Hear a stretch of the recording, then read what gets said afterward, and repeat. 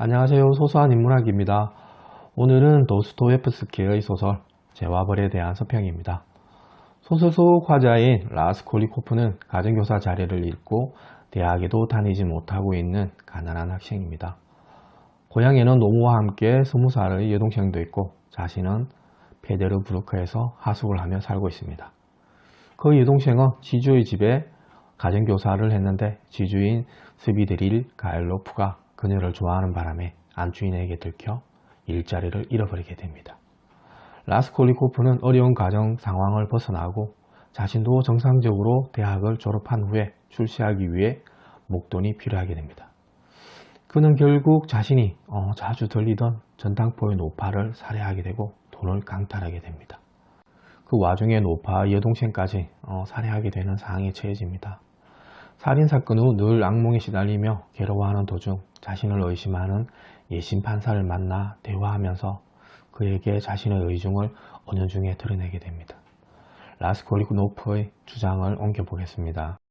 사람이란 자연법칙에 따라 대부분 두 가지 유형으로 분류할 수 있는데 자기 자신과 같은 평범한 사람, 한마디로 말해 다만 물질에 지나지 않는 사람과 순수한 인간으로서 자신이 지닌 새로운 언어를 구사할 줄 아는 천분을 가진 사람들, 이렇게 둘로 나눌 수 있습니다. 이 두 유형의 경계선은 매우 명확합니다.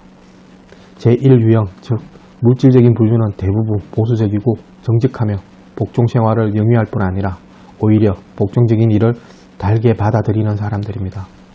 이와 반대로 제2유형은 거의 법과 초월하는 사람들로서 스스로 가진 능력에 따라 파괴자나 그렇지 않으면 그런 경향을 갖게 마련입니다.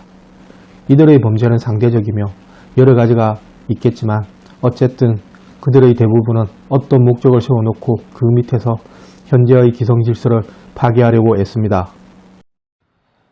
라스콜리코프는 예심 판사에게 자신의 대학 시절 게재했던 논문 속 의견을 말하면서 더욱 의심을 받게 됩니다. 결국 증거는 없지만 예심 판사는 주인공의 학창시절 게재된 논문과 그와의 대화 등에서 심리전을 유도하면서 최후의 대면에서 범인임을 확정하고 자수를 권하게 됩니다. 한편 불안 속에서 방황하던 라스콜리코프는 여러 선행을 베풀게 되는데 가난한 한 가정을 부양하기 위해 스스로 창녀가 된 소냐를 만나게 되면서 그녀에게서 자신의 다른 모습을 투사하기 시작합니다. 자신의 살인을 고백하기 전 소냐를 만나 자신과 함께 하기를 원하면서 그가 소냐에게 하는 말입니다. 이제 알게 될 거요. 그래, 당신은 나처럼 잘못은 저지르지 않았다는 거요. 당신도 선을 넘어선 몸이요. 이미 선을 넘어선 몸이야. 당신은 자기 자신에게 손을 댄 셈이지. 분명히 한 생명을 망친 셈이지. 라스콜리코프는 소냐 또한 자신처럼 죄인이라고 말하며 같이 자살하기를 권하지만 영문을 모르는 소냐는 남겨진 자신의 계모와 이복 동생의 생계를 걱정하며 거절하게 됩니다. 혼자 강에 투신하려 했지만 결국 그마저도 실패하며 자살과 자수라는 양갈래 길에서 계속해서 방황하게 됩니다. 어느 날 자신을 찾아온 예심 판사는 형량을 줄이는 방법은 자수밖에 없다는 말에 흔들리게 되면서 결국 소냐를 찾아가 자신의 죄를 고백하게 됩니다. 소냐는 비록 장녀이지만 순결한 마음으로 자수를 권하고 앞으로 자신은 끝까지 그의 곁을 지키겠다는 다짐을 하게 됩니다.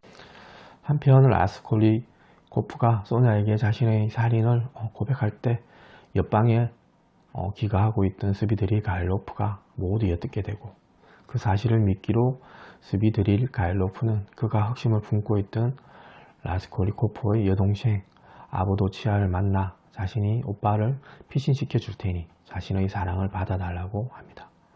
스비드릴 가일로프가 아보도치아에게 말하는 라스콜리코프에 대한 이야기입니다.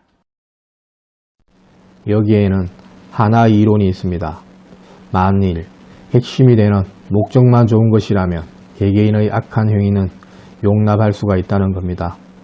단 하나의 악과 100가지의 선행, 더구나 재능이 있고 지나치게 자부심이 강한 젊은이의 처지에서 가령 여기에 겨우 3,000루블만 있다면 자기의 전 인생이며 앞날의 모든 목적이 달라질 텐데도 3,000루블밖에 안 되는 돈이 뜻대로 되지 못함을 알면 얼마나 분하겠습니까? 게다가 자기의 굶주림이나 비좁은 하숙이나 남노한 옷이나 자기의 사회적 지위, 그와 함께 누이 동생이며 어머니의 사회적 지위가 초라하기 짝이 없다는 뚜렷한 자각에서 오는 초조함을 생각해 보십시오. 더구나 무엇보다도 문제가 되는 것은 허영심입니다. 자존심과 허영심. 하기야 이건 좋은 쪽으로 돌아설 수도 있는 겁니다. 오빠는 나폴레옹에게 아주 열중하고 계시는 모양이더군요. 즉 많은 천재가 하나하나의 악에 눈길을 돌리지 않고 아무 망설임 없이 악을 넘어선 점에 완전히 사로잡힌 겁니다. 당신의 오빠는 아마 자기도 천재적인 인간이라고 여기는 모양입니다. 스비드릴 가얄로프가 아주 정확하게 주인공 라스콜니코프의 심리를 묘사하죠. 결국 라스콜니코프는 자수하게 되고 정상이 참작되어 7년형을 선고받고 시베리아로 유영길을 떠납니다. 그를 따라 소냐도 감옥 근처에서 살면서 거의 긴 생을 돕게 됩니다. 사실 주인공 라스콜니코프는 굉장한 나르시시스트입니다. 그의 선행도 허영심의 관점에서 보는 게 더 맞을 겁니다. 그런 그도 결국 소냐라는 순수한 여인의 헌신적 사랑으로 인해 자신에게 매몰되었던 시각에서 깨어나게 됩니다. 도스토예프스키의 소설이 그렇듯 죄와벌도 사람의 감정을 고조시키면서 독자를 마치 주인공처럼 느끼게 하는 마력이 있습니다. 인간의 허영심과 선악의 양가적 감정을 너무나 리얼하게 묘사합니다. 목적은 과연 수단을 정당화할 수 있는가? 우리가 말하는 역사의 정의는 승자의 관점에서 보는 또 다른 폭력은 아닐까? 오늘의 소소한 인문학은 여기에서 마치겠습니다. 감사합니다.